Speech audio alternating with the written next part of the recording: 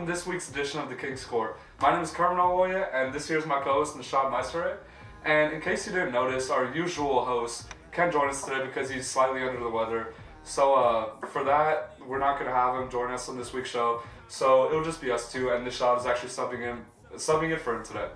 So for Kabir. Yeah, for Kabir. And so what we have for today is, first up, we'll be talking about Josh Smith going to the Rockets, and in general, just the state of the Houston Rockets and what we think of them right now, especially James Harden playing like an MVP. And next up, All-Star voting started, and votes are flooding in, results are coming out. So we'll just give our opinion on what we think of the results and who we think are most deserving of being in the starting lineup, or for that matter, maybe the entire All-Star team. And to wrap up the show, we usually do not have our sneak of the week here because Kabir is usually the one who handles that. So I think we're gonna skip that for this week. I'm sorry that you guys have to hear that because I know some of you guys really like it. But we're gonna skip the sneak of the week for this week. So after these two topics, that'll be it for this week's show. So Nishad, I'm gonna ask you first up: is the Houston Rockets just signed Josh Smith after he was waived by the Detroit Pistons in a very surprising move, because stuff like this in the league doesn't happen where we see a player as talented as Josh Smith that gets paid as well as he does, that gets waived from the team just in a way that they did. So I'm just going to ask you, how do you think the Houston Rockets are playing right now, and what do you see for them in the future with their new acquisition of Josh Smith, James Harden playing at an MVP level, they just traded for Corey Brewer, a viable player off the bench, and Dwight Howard is back healthy. So what kind of stuff do you see the Houston Rockets doing in the future? Well, Kerman, that's a really good question, and you bring up an important point about how you don't often see a player getting paid as much as Josh Smith was getting paid waived. But I actually kind of understand where Detroit was coming from. I think Stan Van Gundy, after he took the helm over there, he's really trying to make his mark and do things that kind of better the team. And they expected that with the acquisition of Josh Smith, they were going to be a playoff team, especially in the weak East. And for them not being able to do that thus far is surprising. But I don't know if you noticed, when they waived Josh Smith, I think one of the games that followed was against the Cavs, and they just straight blew them out. Like, it was like a 19-point game, and the Detroit, Pistons did a really good job of winning that game. So I think sometimes chemistry trumps all. If you recall back to when Memphis had Rudy Gay on their squad, along with Zach Randolph, Marc Gasol, Mike Conley, all those guys. I mean, and OJ Mayo. I mean, if you stop to think, just individually, all those players, that would be like just a godly team. But like now, looking back on it, just seeing how those players played, the chemistry just wasn't there. So sometimes you have to move an all-star caliber player, which I think Josh Smith had a couple seasons in Atlanta where he should have been an all-star, but sometimes you have to move him, especially if you're hoping on trying to win now. So I think it's early enough in the season, especially in the East, that if Stan Van Gundy, I felt if he probably was thinking that if he waives Josh Smith now, there's a chance that they could climb up the charts and maybe vie for that last playoff spot. So in that regard, I think the Pistons know what they're doing. Now, moving on to the Rockets, I think the Rockets specifically, they picked up a guy that they wanted. They picked up a guy that they believe is going to mesh in their system. And I have to say, just on paper, the way it looks like, I think it will work, simply because Dwight, when they had Omer Asik, the problem is when you have two really low post players, they really have to either be high passer players, like kind of how Chicago is doing with Powell and Joakim, or they have to have the ability to stretch. Like Powell can stretch the floor, but Omer and Dwight can't stretch the floor. So I think adding Josh Smith, a guy who can attack the basket and stretch and play that high post position, helps the Rockets a lot. Especially since, they just signed him outright and they didn't lose anything. And after picking up Corey Brewer as well, they've added some depth. And I think that with James Harden playing the way that they're playing, before I saw the Rockets as a 6th seed in the West, just because the West is so competitive. Obviously right now, the way the Spurs are playing and the way some of the teams are playing, OKC having the injury problems that they've had, my top 8 seed, has been just completely messed up. But I see the Rockets now with this acquisition actually being a top 4 team. They might actually be better than the Mavs, who I predicted to be at 3rd prior to this trade with Josh Smith. But adding Josh Smith and Corey Brewer and James Harden playing the way they are, if they can get their chemistry together, they might have a higher seeding than the Mavs. So that's what I think as far as the Rockets, acquisition of Josh Smith and James Harden's play. First off, I just want to say how much it blew me away that the Pistons went as far as to waive Josh Smith. And it's kind of a testament as to see what happens to a team if they kind of prolong a trade market for a certain player that they're really trying to trade. Like we saw that with the Pistons trying to trade Josh Smith for such a long period of time, and eventually got to the point where they're forced to waive him. And I think, hey, it's the best for the team because they beat my favorite team, the Cleveland Cavaliers, by like 21 points in an extremely shocking fashion because they actually, in that game, they scored their franchise high in number of three-pointers hit in one game, which is actually I think it's a direct result of waiving Josh Smith because Josh Smith would be that guy who just put up a bunch of shots and ill-advised threes that would just kind of decrease their overall percentage. So I think without that guy who's taking all those shots and bricking all those shots, I think it gives a lot more opportunity for those guys like Kentavious Caldwell-Pope or Brandon Jennings who's lining up the Cavs. I think we'll see a boost from Brandon Jennings. Now, as for the Houston Rockets, I see this as a tremendous move by the Rockets. I was surprised that they were able to get a player like this, and I mean, it's weird to see a player that good go to a team that's already that good in the middle of the season so quickly. So that's why it took me by surprise, but good for the Rockets because we all know for many years they've been trying to get that stretch 4 that they really want. They tried with Carmelo Anthony, that didn't work, he decided to sign with New York. They tried with Chris Bosh, that didn't work, he decided to go back to Miami. Now with Josh Smith, I think they truly have a stretch 4, not to say that he's a good shooter, but he's just a guy that defenders have to respect when it comes to guarding the three-point line for that player. And so I think that really gives a strong boost to that Houston Rockets team. And we saw it in Josh Smith's debut where he actually scored 21 points and had 8 rebounds off the bench. Now, granted, he took 21 shots off the bench, which I think might have been the most for any player in the game. But I think that will go down once they get the chemistry down. And now he's in the starting lineup. And although they lost their last game, I think they'll pick it up and they'll definitely be a good team. Now, as for their under-the-radar acquisition of Corey Brewer from the Minnesota Timberwolves, I think that's a great acquisition because here's Corey Brewer, a guy who can defend the perimeter off the bench. And they also have Jason Terry, who after that season with Sacramento, where he just didn't want to play for them, he's now playing very well for the Rockets off the bench. So the Rockets have like a lot of depth now besides their backup point guard spot, which is still in question ever since they lost Jeremy Lin. But on top of that, James Harden is just playing at a ridiculous level. For me, if I were to choose right now my MVP, if I could vote for an MVP, it would be James Harden, just because of how he's been carrying the Rockets with Dwight Howard injured. He's putting up near triple-doubles on certain nights where he's just feeling it. And he had a triple-double early in the season, which so I just think his improved play is just something to watch. He's playing amazing defense. He's averaging over 1 block and over like 1.5 steals per game, which is an incredible bump from last season because we saw everyone making fun of him for not playing defense, but now he's actually showing the effort and putting in that effort on that side of the court. So as for what I see for the Rockets when it comes to the postseason towards later in the season, I see them really contending for a title now because they have Dwight Howard who's been to the finals. They have James Harden who's been to the finals. They have a bunch of pieces. Jason Terry will bring that veteran leadership. Even Trevor Ariza, I think when he was on the Lakers, I think he went to the finals one year also. So they have a ton of pieces that have veteran experience. They have a ton of talent, and especially at the West, they're kind of in question. Some teams are in question right now with OKC battling injuries, like you said. San Antonio Spurs are kind of in a slump right now. They'll get it together as always. But I think the Rockets could actually finish as a top 2 seed in all honesty in the West. And I think when it comes down to it, I think they could beat the best of the best.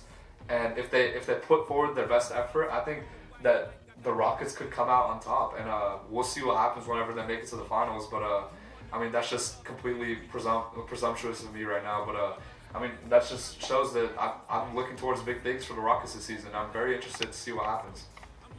And yeah, you brought up a lot of really great points about the Rockets. And another thing you got to understand is actually just based on their demographic, they're actually a really young team without a few extra pieces, or so if they can stay healthy, I could see them going to the finals, which is impressive considering last year knocked out in the first round by Portland. But you got to understand something about the West. I mean, it is just brutal. See, I could see San Antonio having a 6th or 7th seed and going back to the finals, just because they're just the San Antonio Spurs. I could see OKC having an 8th seed and going back to the finals. It's just the West is brutal, so really it just depends. But I'm looking forward to good things from the Rockets. I think you had a lot of good points. Yeah. So All-Star voting is underway, and as the All-Star game nears in February, which it's going to be in New York, and part of it is going to be in New York City, part of it's going to be in Brooklyn this year. So we've seen the results of the first All-Star balloting, and as votes continue to be flooding in, and so I just want to get your opinion on what do you think of the votes. It was Stephen Curry and LeBron James receiving the highest votes, the most number of votes in the first initial All-Star ballot results, and I want to get your opinion of who do you think should be in your All-Star lineup, or who would you vote for as a starting lineup, and if you want to be as confident as you can also give your entire bench whatever you feel, whatever your preference is, but just who do you think is going to be an All-Star game this year? Okay. Well, I always love these kind of questions because these are the ones you can have some fun with. You try to put together a little super team. I think it's a little bit more cut and dry in the East as far as the teams go, and the starting lineup. It's a little bit easier, so I'll go ahead and give you my starting lineup for the East. I actually don't have Kyrie Irving starting at point guard. I have John Wall starting at point guard. Shooting guard, that's a tough one. Actually, John Wall or Derrick Rose might start at point guard. That's I think Derrick Rose has a shot just because people want to see him back out there. I think he's definitely going to make the team. Yeah. I think he'll definitely make the team, but I think the way John Wall is playing is just on another level as far as just skill goes. He's dropping 20 and 10 like it's nothing every night practically. So John Wall at point guard. Shooting guard, I always have a little trouble with in the East because I can't think of a transcended, really, really. And remember, it doesn't have to be point guard, shooting guard. It's just two guards. So you can have two point guards. Right. You can throw in guys like Kyle Lowry, Dwayne Wade, or Kyrie. I'd say Dwayne Wade is going to make it. He's going to start because I can't believe how he's averaging 22 and 8, coming off a season last year where people wrote him off, thought he was done. He just played the Cavs and literally won them the game without Chris Bosh. So I don't care what anybody says. Dwayne Wade is a bad man. He knows how to play basketball. So Dwayne Wade is shooting guard. 3 obviously is going to be LeBron because he's LeBron. For 4 in the East, I have to actually think. I could actually see Carmelo starting in a smaller lineup just because he's Carmelo and he's going to get a lot of votes. Center. The interesting thing about the center for me is I actually could potentially see Andre Drummond making the All-Star team. I don't know if he'd start. And remember, it's not small forward, power forward, center. It's 3 forwards. It's 3. Yeah. That's right. They changed the lineup, so it's 3 forwards. Yeah. So that being said, Kevin Love is always up there. Pau Gasol, obviously. I think Pau Gasol. I don't know if he's going to start. That's my thing. Oh, Joakim. I could see Joakim doing his thing. I think the thing is the East is so much more spread out now. I see Kyle Lowry making the team for sure.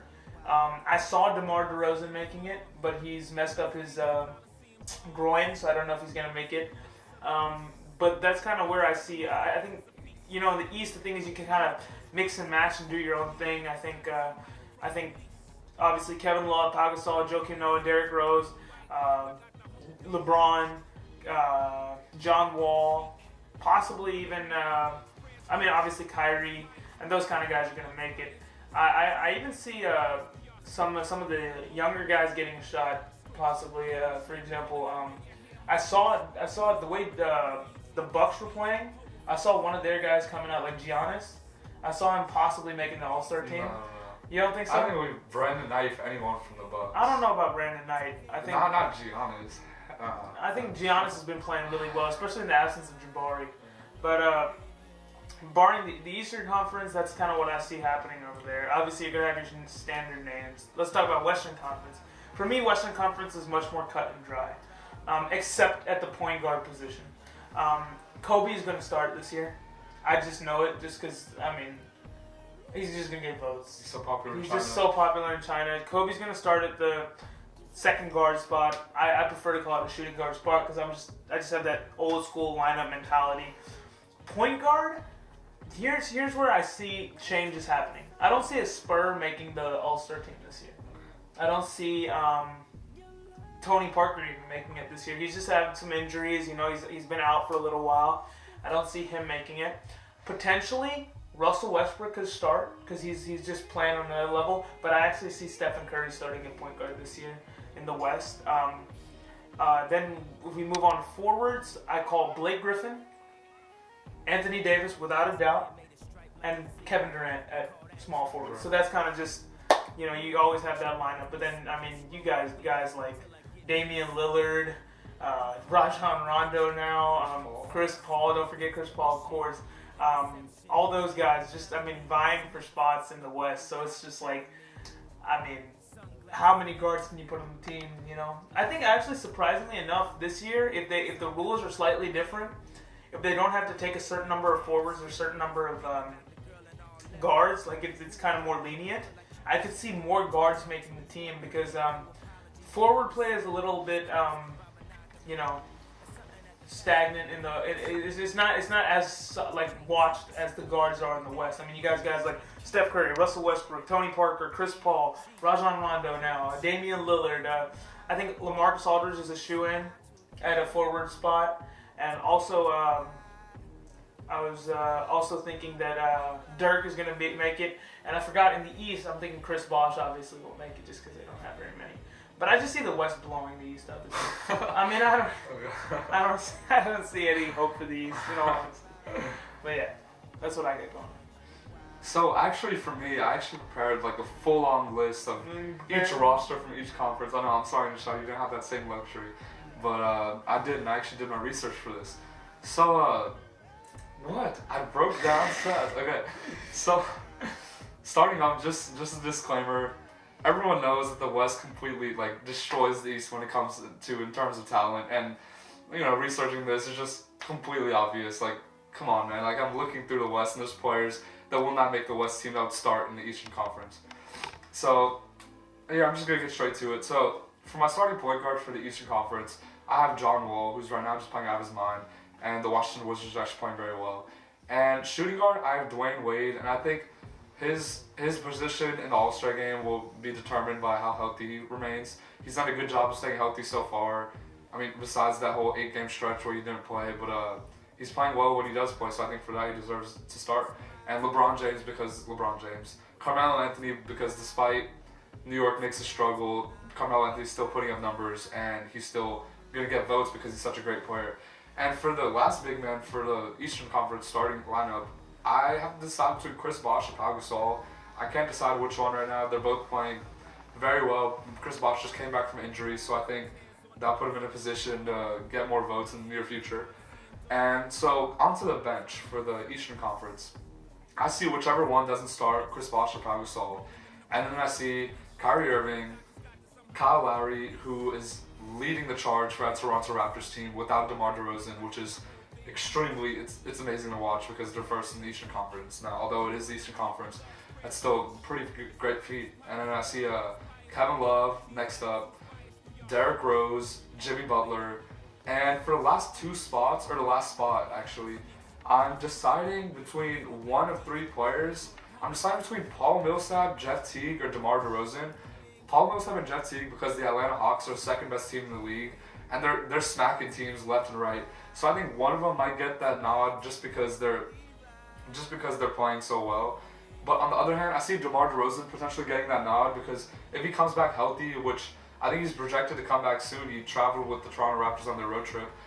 But Dwayne Casey might also coach the Eastern Conference All-Star team because his Toronto Raptors have the best record in the Eastern Conference, which means that the coach coaches the All-Star team. So I think if Dwayne Casey is elected to be by default the coach of the Eastern Conference, then I think he may choose DeMar DeRozan to fill that last spot, but that remains to be seen. But I think one of the Hawks might deserve it over him.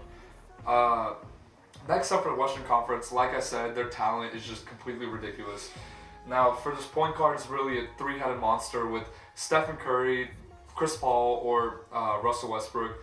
Russell Westbrook and Stephen Curry are both playing at MVP caliber paces, and Chris Paul is just Chris Paul. But ultimately, I think it'll go to Stephen Curry because we see at the first poll results of the All-Star, we see that Stephen Curry was just right next to LeBron James and leading the league in All-Star votes. So, and also his Warriors have the best record in the league, so I think that's something to watch and a big factor in choosing the starting point guard. So I think it'll be Stephen Curry. I think shooting guard will be James Harden over Kobe Bryant because we see James Harden's Rockets playing very well, Kobe Bryant's Lakers not so well, obviously. But James Harden's Rockets are playing very well. James Harden is playing at an MVP pace also, and I think he just fits the mold. He's already beating Kobe Bryant in votes so far, so maybe those China voters are not up to par yet. Maybe they're not awake and ready to vote. But I think at the small forward spot, it'll be Kevin Durant. Once he gets his legs under him, returns from injury, which I think he started practicing recently. So I think it's Kevin Durant. He won MVP last year. I think he'll make the All-Star team. And I think the 4 spot will be Blake Griffin because everyone wants to see that super high flyer Blake Griffin dunking all over everybody in the All-Star game. And I think the 5 spot would be Anthony Davis just because he's playing at a ridiculous level, like everyone expected him to. Now the bench is where it gets kind of tricky because you have to leave so many people out. But I think it just has to be the players with the most talent, like Chris Paul, next up Russell Westbrook, next up Kobe Bryant, then DeMarcus Cousins, who is injured, but he's back now, and I think everybody will give him the attention that he deserves. Some people kind of forgot about him since he got injured. LaMarcus Aldridge because the Portland Trail Blazers are playing so well. Marcus All because the Memphis Grizzlies are playing so well. And ultimately he'll go to Dwight Howard just because Dwight Howard's on that Rockets team and playing so well, and he's playing decently also. Now the people that I had to leave off were it's pretty difficult because you had to leave off guys like Dirk Nowitzki, like you said, the Spurs players who couldn't make the team, who you think won't make the team, Tony Parker and Tim Duncan, and you have to leave off Damian Lillard, all those players like that, Mike Conley, Zach Randolph, Klay Thompson, all these players. Like the West is just completely stacked, but ultimately I think it's going to be a very fun All-Star game to watch, especially with I'm looking forward to big things from this All-Star game, but I mean, we see it every year. We see it every year that the West always has more talent, but the game ultimately still becomes competitive. Like we saw last year, didn't the East win, if I'm not mistaken? Kyrie Irving won MVP of the All-Star game last year. Yeah, I think the East ended up winning last year. I think what happened was LeBron just decided to go off. Yeah, I think LeBron decided to go off, and Kyrie Irving was playing very well in the All-Star game, so I mean he might start also. I don't know what's gonna happen, but yeah, I'm looking forward to it, especially since it's gonna be in Madison Square Garden. That's gonna be awesome. Like all these players are known to go off in Madison Square Garden. Stephen Curry's had his career game in Madison Square Garden. LeBron James has had multiple career games at Madison Square Garden. Kyrie Irving always lights up at MSG. Kobe, Carmelo. It's Carmelo's like hometown, so he knows what's going on. So I think it's just gonna be tremendous. Now I'm just looking forward to it, and I can't wait. So yeah, those are our picks for the All-Star game, and let us know what you guys think. Not Giannis.